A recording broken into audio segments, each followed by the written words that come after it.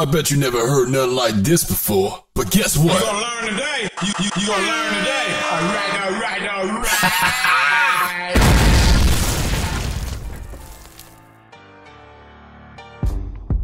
It's the Tim the Bartender Show, where the drinks are served cold, and sometimes so is the truth. Relationship advice others don't give. Tim's advice is always from a male perspective, always straightforward, always real, and always Tim the Bartender. Cheers!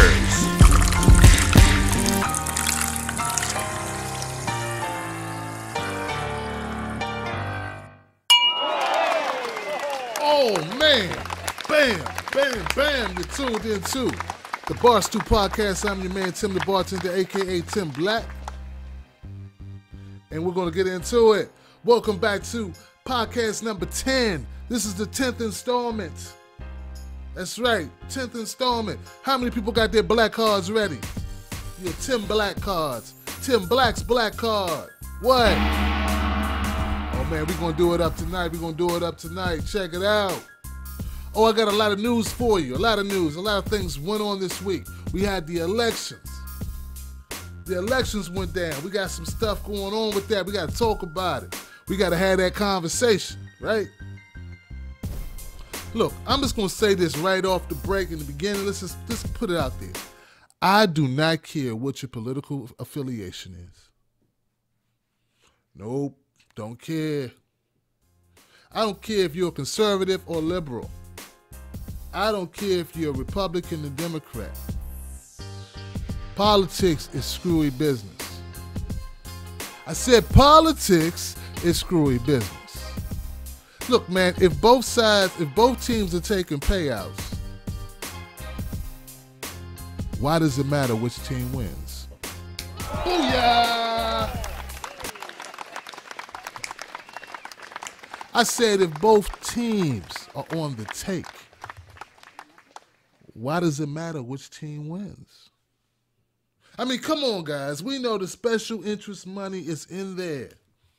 It's in there. So we're going to talk about the election thing, but let's let it be known. I'm not upset about the Democrats losing the House and the Senate. It's silicool. This is all silicool. When Bush was in there, what happened? What? Democrats were running Congress for the most part, right? For a while. And we're right back to that now. We're right back to it. People, we're right there. Look, the bottom line is 2/3 of America didn't even vote. So, yeah. Oh, before I go any further, guys, remember this, man. Let me give a shout out to the Drunken Peasants. If you don't know who the Drunken Peasants are, it's the amazing atheist Scotty and Ben.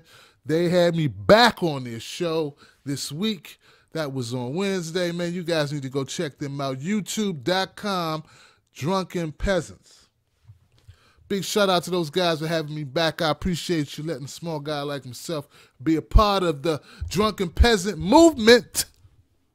Very cool of you, you know? Very, very cool. I hope to be doing business with them in the future, man, because funny guys. I think when we get together, we all have a good time making it happen for you guys, right? So that's what's up, man. And look, I'm going to get off into, we got a lot of stories. I got some stories I want to talk about. We got Leslie McSpadden. Mike Brown's mom, she just got arrested, or she may be arrested, I should say. She may be arrested for whooping some ass out there. Whooping some of her family members' ass over some t-shirts. So we got to talk about that. We got to talk about the weed legalization in the District of Columbia, right? My home city. Wish I could say state, right? And we got to talk about Lena Dunham.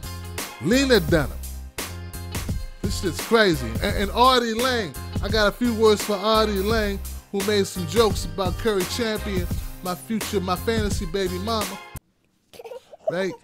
So I got to talk about that too. So anyway, stay tuned. Barstool Podcast. It's going to be informative. It's going to be real. And see, that's my thing, folks. Let that thing be the thing that unites us, which is laughter, realness, truth, honesty, then I've done my job. I've done what I've come to do. Stay tuned. Bar Stew Podcast. Tim Black, Tim the Bartender. I'll be right back. Let me kick it with you for a minute if I could. The hood is home. Ain't no place like home. It's where we belong.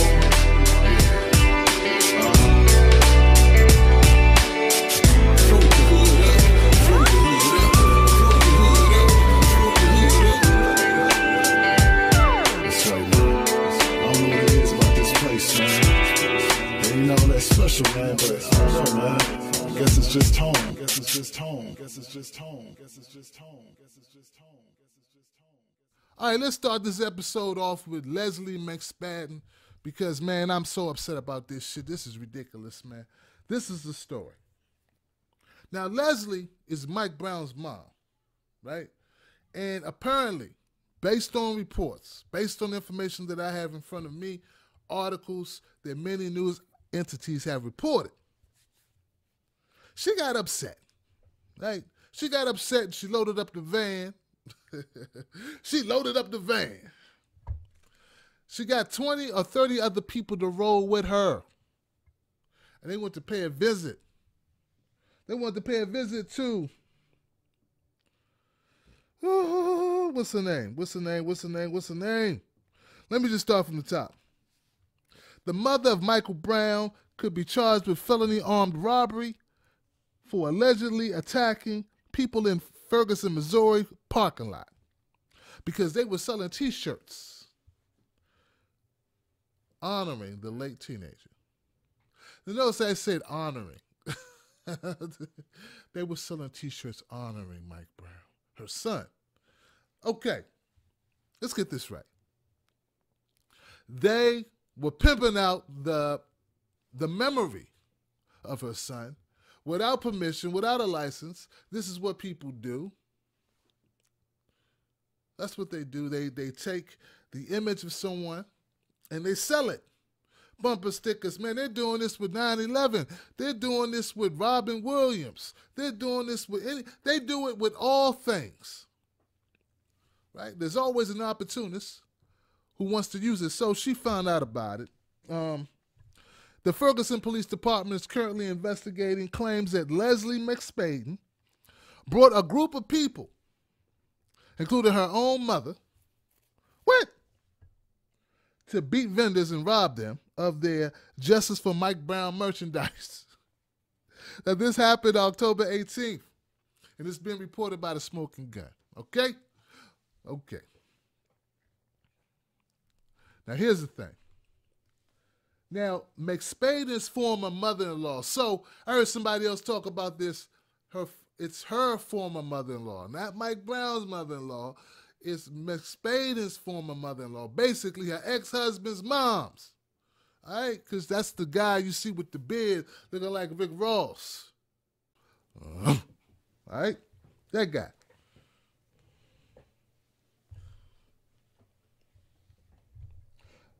McSpadden's former mother-in-law, Pearlie Gordon, was among those beaten by a large group of about 20 to 30 subjects who jumped out of vehicles and rushed a group of sellers, according to the police report. So, Pearlie Gordon, she filed a report. Gordon is 54. She was allegedly knocked to the ground and repeatedly struck in the head. Why? Because you selling pictures, you selling T-shirts of my baby, and you ain't giving me a cut, motherfucker. That's why you're getting hit in the head. Now look, ladies and gentlemen, look. People now are trying to say, they're conflating this issue and saying this is the way Mike Brown is. You see, the apple don't fall far. The apple doesn't fall far from the tree. You see how his mama rose. What you expect from Mike Brown. And see, that's what they do. They take anything to twist it so it'll match their narrative. You understand? That's why it's so disgusting, this story. That's why it bothers me, because we don't need this. We don't need it. We don't need it for people who support the Mike Brown movement. Don't shoot. Hands up, don't shoot. For us who supported that, this makes us look ridiculous. And it's not her fault. I mean, it is. It is. No, don't get me wrong. Miss McSpade, it is her fault because she was there. It's reported that there was $1,500 worth of merchandise that was stolen and $400 in cash. So we're not talking about a whole lot of money, but you know what I'm having to do? I'm having to listen to a whole lot of people talk shit because of this situation. And they're saying, see how they do? See how they do. See how they act, see how violent they are, see how they solve problems. See how they do. Am I upset about what Miss McSpaden did or her and her cohorts did? Of course, they said that she loaded up the car. It could have been people who came and got her. We don't know, but this is the way it's reported here. The way it's reported here is that she went and got people. And they rolled down on Miss Pearline Gordon and handled their business. Now, I don't know if that's true or not, but I do know, like I said, this is not what we need. But this is what I try to tell people, and I hope that some of you folks listening will get my point. When people have already made their mind up about the situation, there's very little convincing that you can do, if any. There are people who see Mike Brown a certain way. Doesn't matter. This situation does not help nor hurt. They were going to do that anyway. This gives them something to point at. But they were going to do that anyway, weren't they? That's why I don't spend inordinate amounts of my motherfucking time trying to fight straw men. Because once again, this is not about the death of Mike Brown. Is not about did his mama whip her former mother-in-law's ass over some T-shirts. And it's not about does Mike Brown have gun residue on his hands or why was he shot in the hand. It's about why did Darren Wilson get out the car and shoot that kid 5-6 times. That's what it's about. Was that a legal, lawful shooting? And I know that's hard to wrap your brain around because you want it to be about something else. I understand you think it's blacks against whites when really this is a cop, a police officer who may have overstepped his bounds and taken a life unnecessarily of a teenager who was not a threat at the time when he was shot. And we just want results from that. We want to find out. We want our day in court. I want to hear the evidence. I want to know, did he do this? Was Mike Brown's death, was Mike Brown killed legally, lawfully? Now, I already know morally I don't agree with the killing, the taking of his life. If he was armed, I'd agree with it. If he was charging them with a gun or if he was shooting at the cop, I agree with it. But that was not the case. All right? But once again, Miss McSpaden, I cannot condone this stupid shit. This is dumb shit that went on there. I'm sure you will agree. You could have sued her ass. You could have called the cops, but you chose to deal with it. You handle it like motherfuckers do. You got off into some dumb shit. Right? And that was uncalled for. That makes you look bad. It don't make me look bad because my name isn't Leslie McSpaden. My name is Tim Black. So, I don't, people always want to, you making us look bad. No, she making herself look bad, but she is hurting the supporters because now we have to listen to shit. I'm not one of those black folks who think that everything a black person does across the United States is somehow a reflection on me. That's white supremacist bullshit. White people don't feel like some shit some white person did somewhere else has something to do with them and makes them all look the same way. If that was the situation, well, goddamn, you couldn't do anything, ever. Right? That's the point of being an individual. It should work the other way too. When somebody black good does something positive, we should get that. But no, we don't. And you know who doesn't give us that credit? Racist. Same thing works for white folks. people who want to look at white people all a certain way, want to look at all Latinos a certain way, want to look at all immigrants a certain way, want to look at all Muslims a certain way, want to look at all Asian folks a certain way, want to look at all Russians a certain way. You understand? Want to look at all gays the same way. Want to look at all, understand? This is symptomatic of a problem that is in our society, and I think it exists in all societies to a certain extent. All right? All right. That's what I think about it. Oh, yeah. And fuck Stefan Molyneux. Fuck you. That's that guy who made this series of videos where he's trying to slam Mike Brown. Slam him. And conflate everything into one narrative that suits his ideology. And I'm tired of people listening to that bullshit. Stop feeding in the losers like that. You know, I have a coalition of different types of viewers and listeners and fans. I don't have all of one certain group because my message of truth speaks to all people. But Stefan Molyneux has only one group. All right? Conservative, racist assholes who listen to his propaganda, his pseudo bullshit philosophy, and every time he can to get viewership up, he reaches out and he touches on an issue, whether it be black folks, right, or it be women bashing, right, or some bullshit. That's what he does. We need to recognize him for the worm that he is. If you don't know the guy, you ain't missing shit, don't worry. If you do know him, tell him I said go fuck himself. Man, ain't that some shit? What good is it if we lose the hood music? It's so far from the music that we can't get back to it. What good is it for a man to gain the world and lose his soul? I'ma let you know what ain't worth the world. Good is it if we lose the hood music? It's so far from the music that we can't get back to it. What good is it for a man to gain the world and lose his soul? I'ma let you know what ain't worth the world. Remember Mrs. Ford, she lived only 3 doors down. She drove her old Ford and walked around in a house gown. She tore the house down fighting with her husband. But when she gave him good loving, he smiled. It's been a long while. Welcome back to the Bar Stew Podcast. I'm your host, Tim the Bartender, a.k.a. Tim Black. This show was brought to you by The Truth Hurts, But It Beats a Lie. My book on relationship advice. You're going to love it. It's straight to the point. It's honest. It's real. And it can actually help you. Go get it on Amazon. Here's the link. Go see that. All right? Truth Hurts, But It Beats a Lie. $2.99. All right. Weed legalization in Washington, D.C. And the crowd goes crazy. The crowd loves it. Everyone's happy about it. I already thought it was legal the way people smoking in D.C., baby. You ain't know? Oh, man, they smoke it down. They been smoking down in D.C. Now, look, let me put this out here and let people know.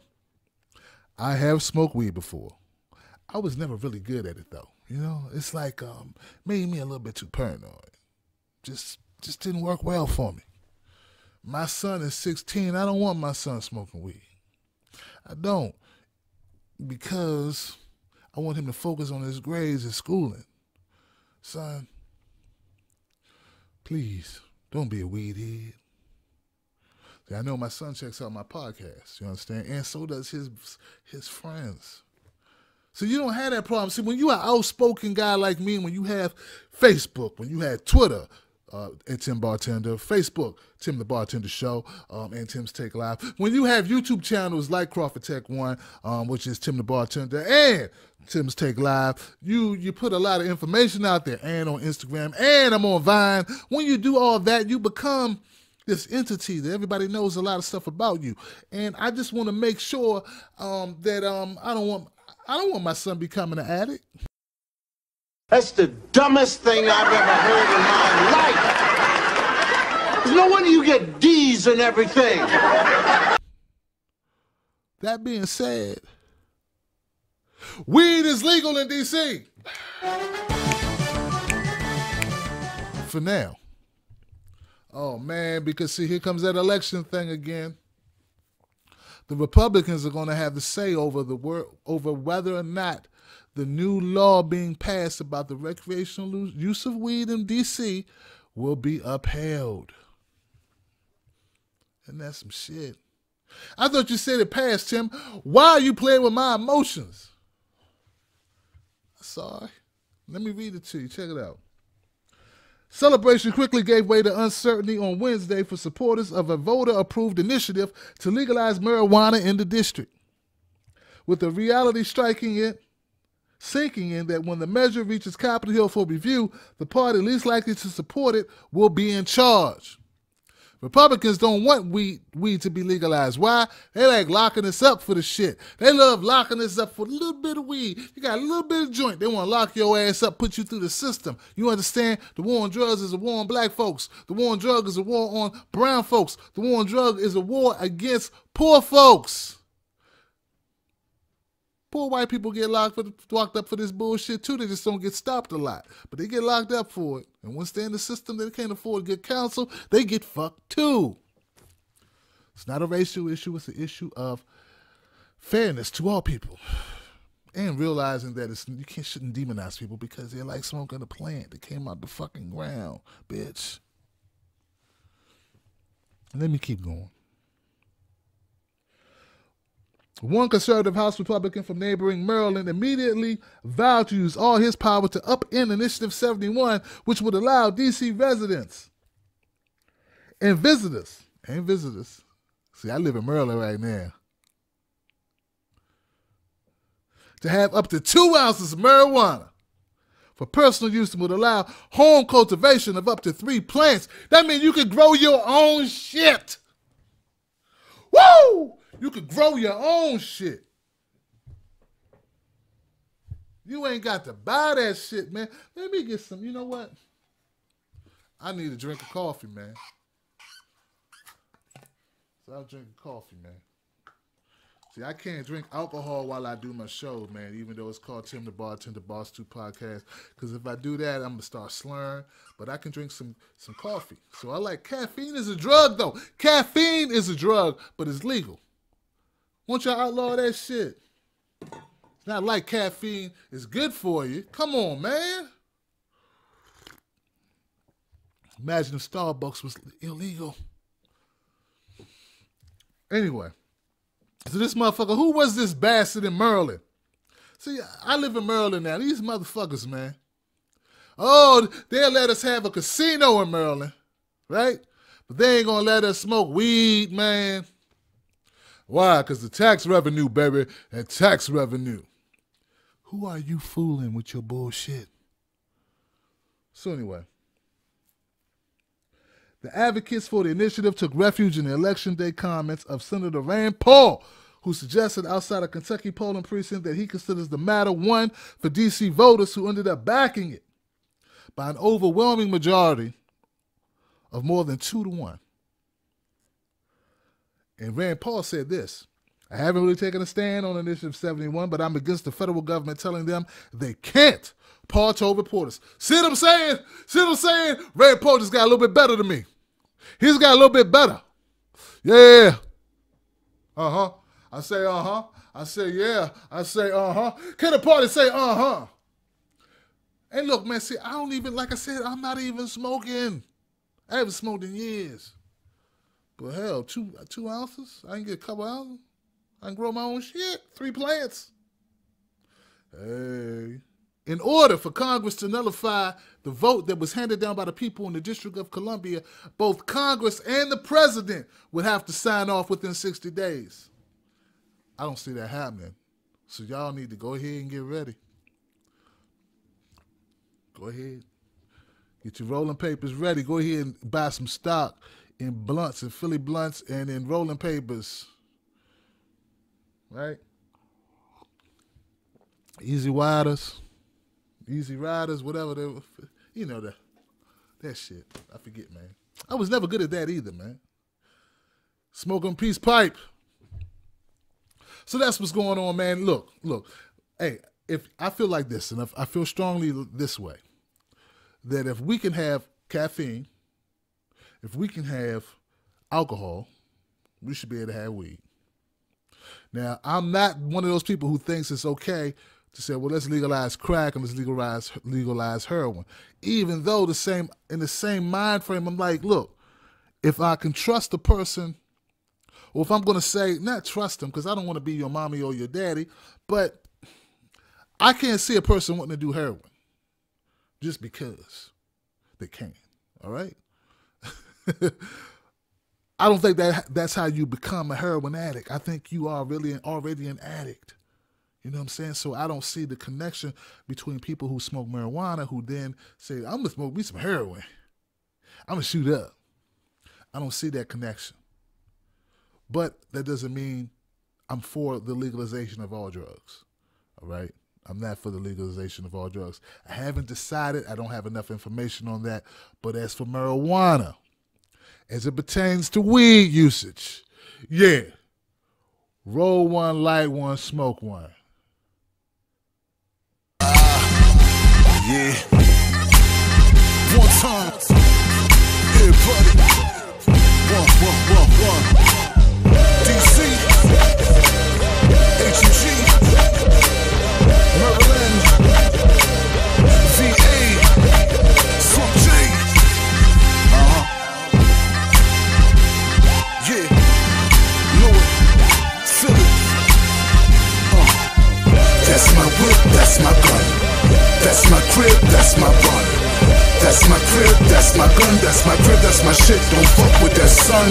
For real. Welcome back to the Tim Black Podcast here on the TheBartender Podcast.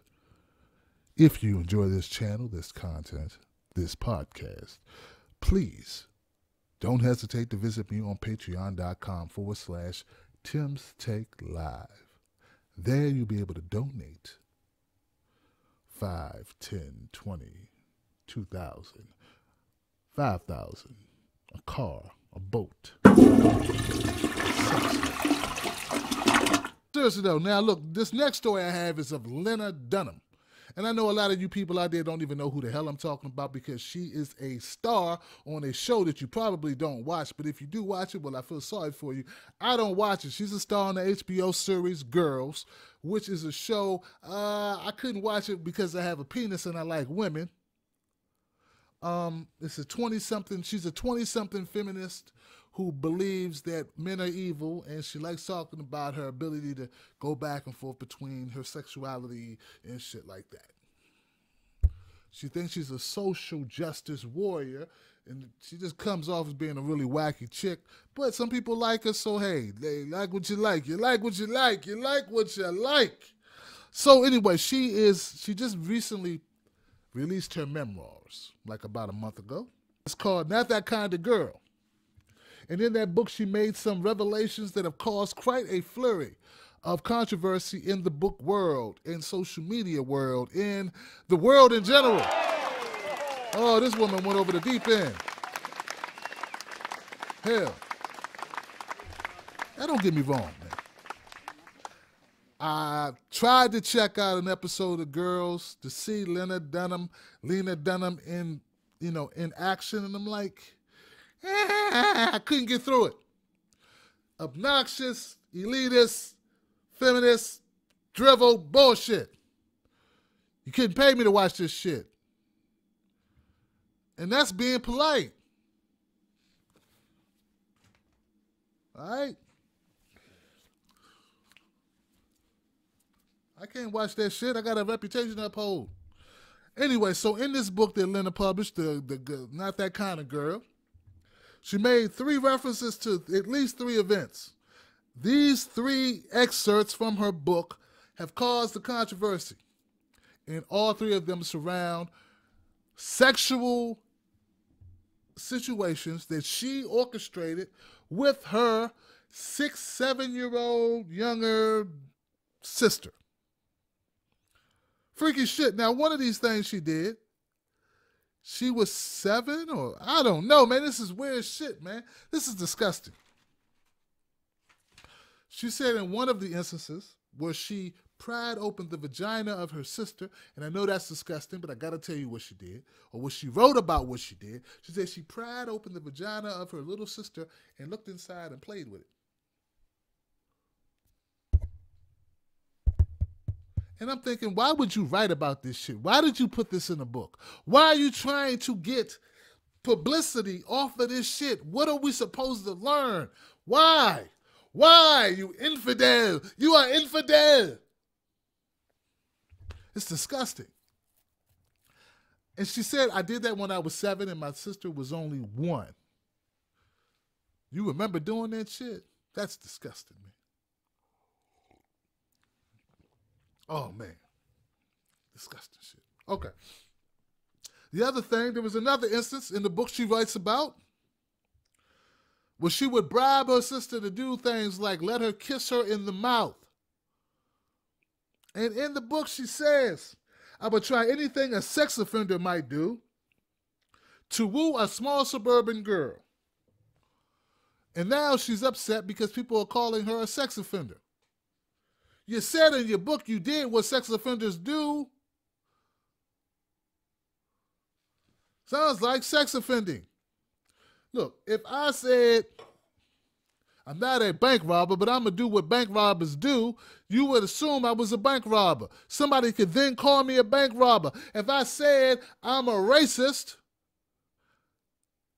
or I do what racist people do, then either I'm doing a damn good acting job or I'm a racist. You understand?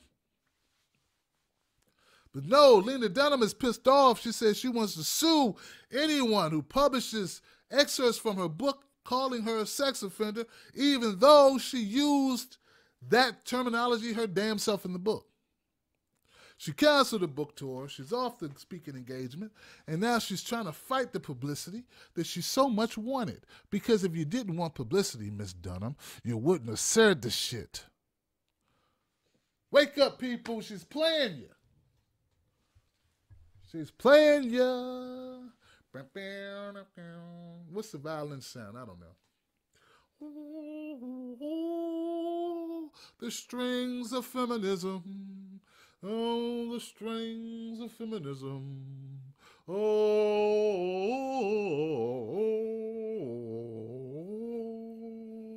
I'm a victim of my own publicity stunt.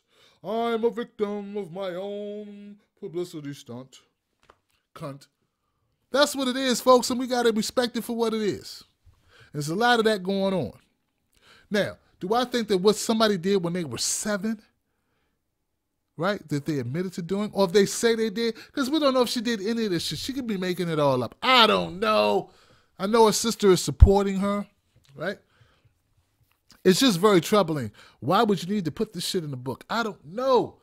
And you had to know putting this in the book would create people being in an uproar. You had to know that. So don't act. I don't like when people feign surprise. Did I do that? Did I do that? Yeah, you did that, bitch. You did it. You created this situation. And without it, would anybody be talking about your book? Probably not. That's why I think it's orchestrated and well planned. Crafted bullshit.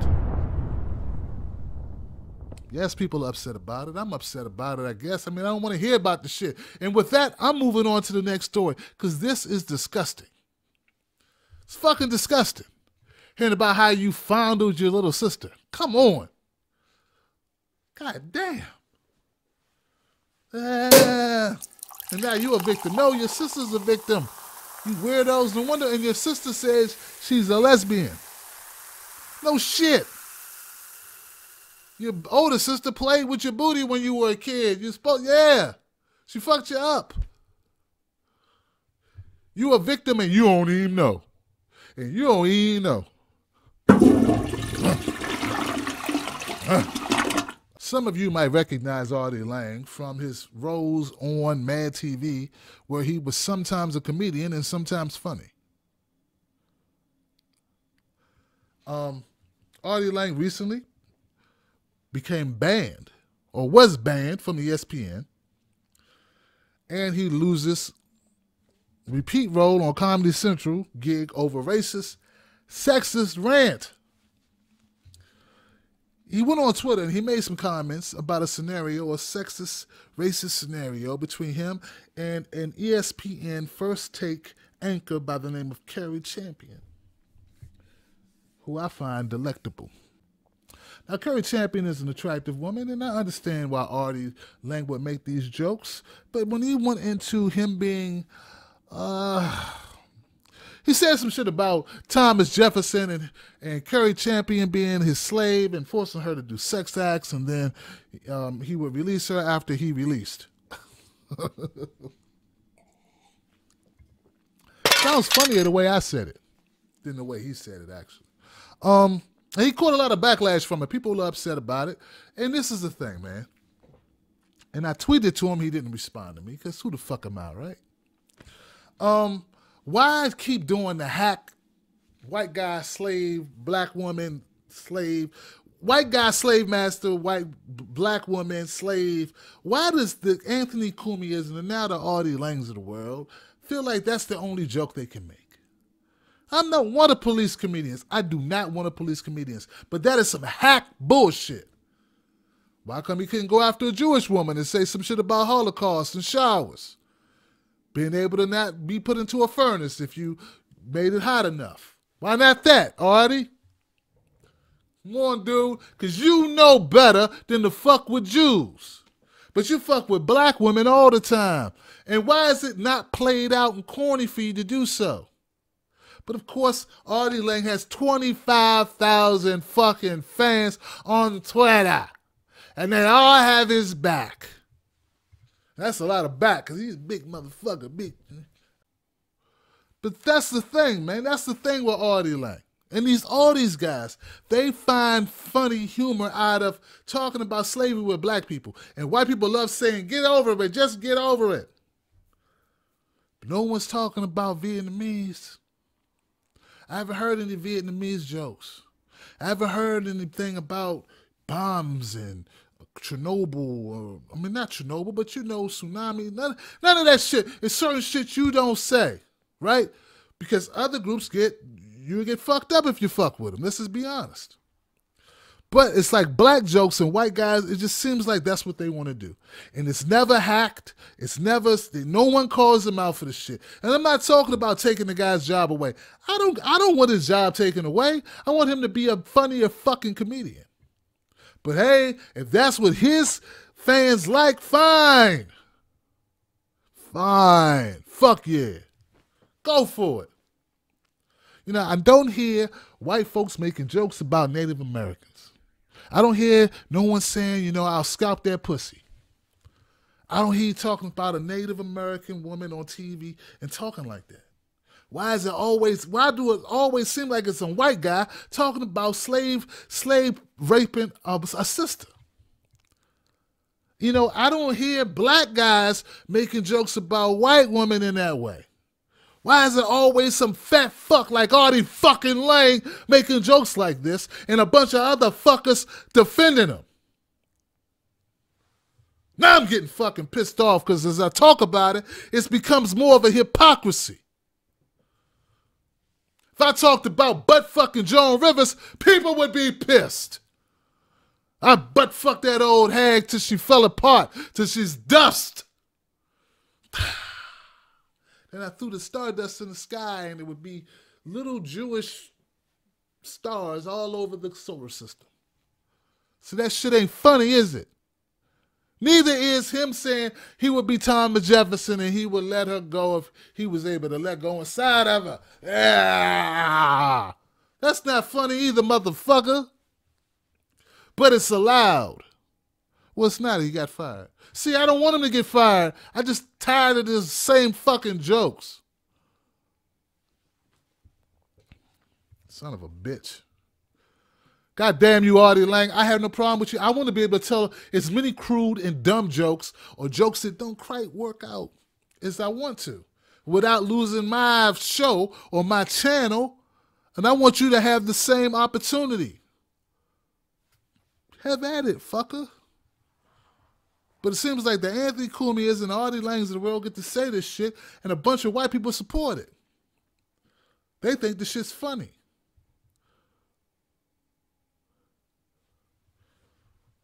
Sarah Silverman. I should make some jokes about her Silverman ass. So let's milk down her titties. Let's milk down her breast and worm as cufflinks. How about that shit? Not funny, right? Not funny. Why is slavery funded to you motherfuckers? As disagreeable as I find his humor in this particular occasion, I still don't want the guy to get fired. And I know that may seem fucked up, but it's just how I feel. I don't think he should be fired for it. I don't. I'm sorry he lost his job. Wish he had better material. Sorry he lost his job, and we'll just leave it at that. I'm Tim the Bartender, a.k.a. Tim Black. You tuned into the Barstool Podcast. Yes, I'm full of surprises. The next segment will be the relationship segment. And you don't want to miss this, do you? Nah, you don't. Stay tuned. This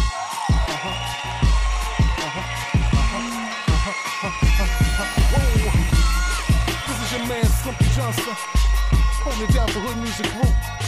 You're tuned in, ladies and gentlemen, to its Tone Styles production. Whoa. We're gonna take the ladies to heaven tonight on this one. Get your stuff ready, baby. Don't have me out here waiting all night. Come on, let's roll. Let's go. Welcome back to the Barstool Podcast. I'm Tim the Bartender. This is the relationship portion of the show, so get ready. All right? Look, meeting new people isn't easy. It's not. You gotta put forth effort to meet new people. But you know what's even harder than meeting new people? Meeting people that you are compatible with. That's right. You know why that's so hard? Because you never know what you got, because people are so fucking fake.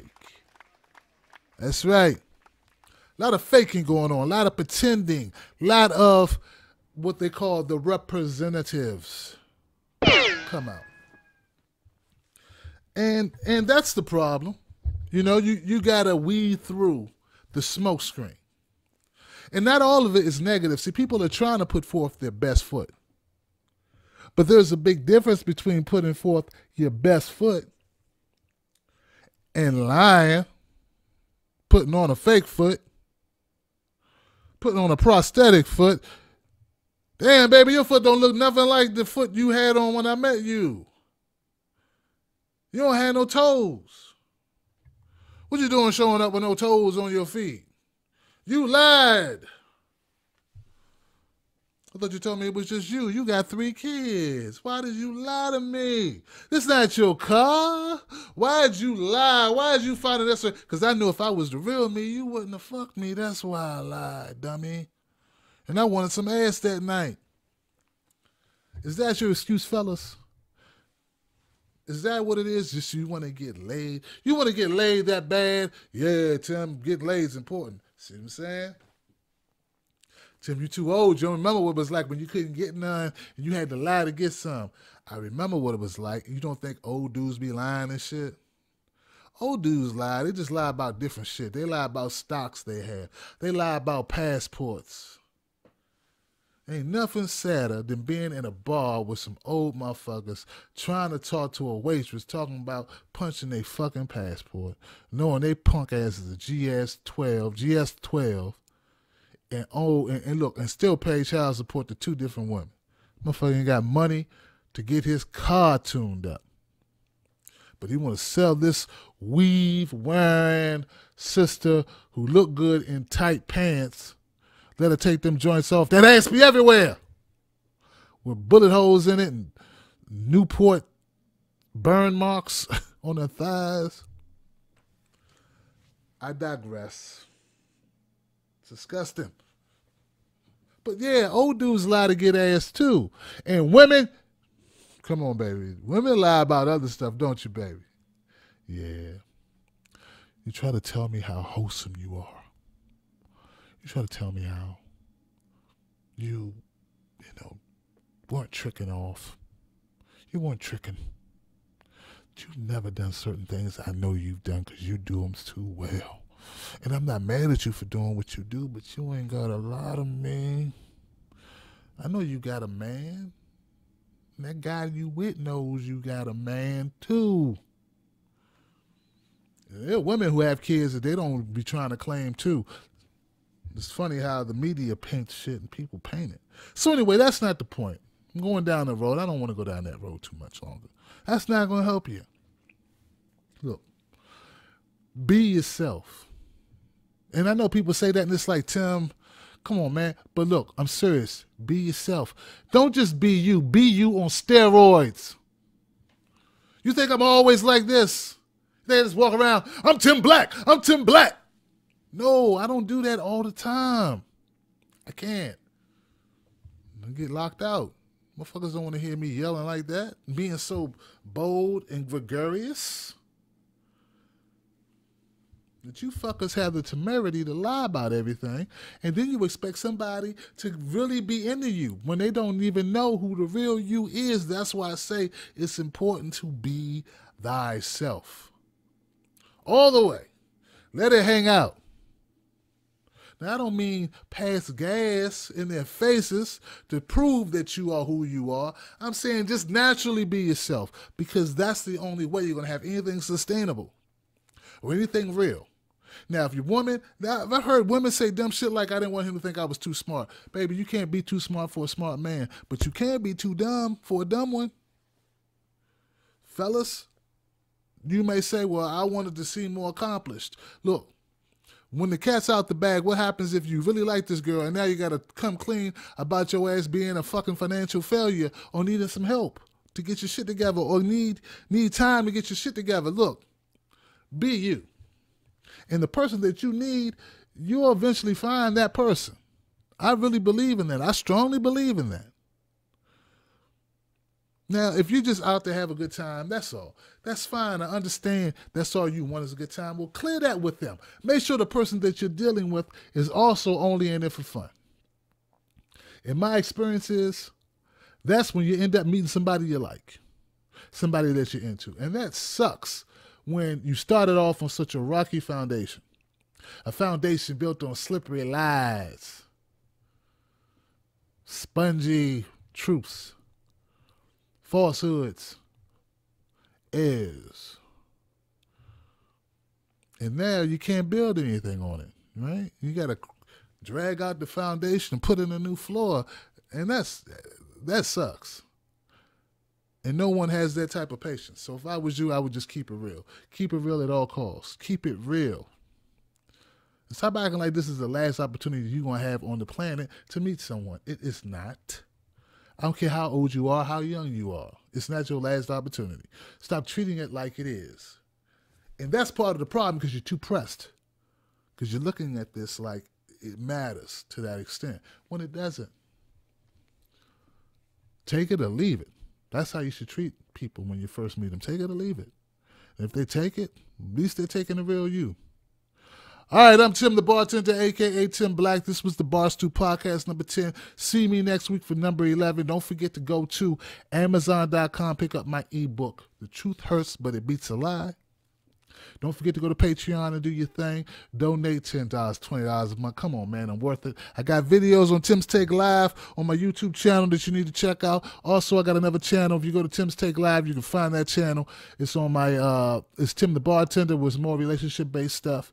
And don't forget, I'm always on TimTheBartender.com. And if you're watching this, I don't care how you're watching it, but you need to rate me. This is what I meant to plug this earlier. I need you guys. And ladies, I need you folks. I need you people. I need my family. What's up, family? I need you guys to go, people. I need you to go to iTunes, find this podcast, the Barstool Podcast, Tim the Bartender, and rate me highly. Rate me. Rate me. Don't rape me. Rate me. Rate my podcast highly. All right? I'd appreciate it. Shout out to Artie Lange, you motherfucker. Hope you get your job back, man. Come up with some better material. Much love to everybody who's holding me down. Once again, shout out to Drunken Peasants for holding me down, man. It was a blast. And G-Man, fuck yourself, boy. Don't talk shit to me, man. You have the personality of a dead firefly. We're not in the same realm. You understand? We're not in the same realm. Go have sex with your Bible. Do something with yourself. All right? Later.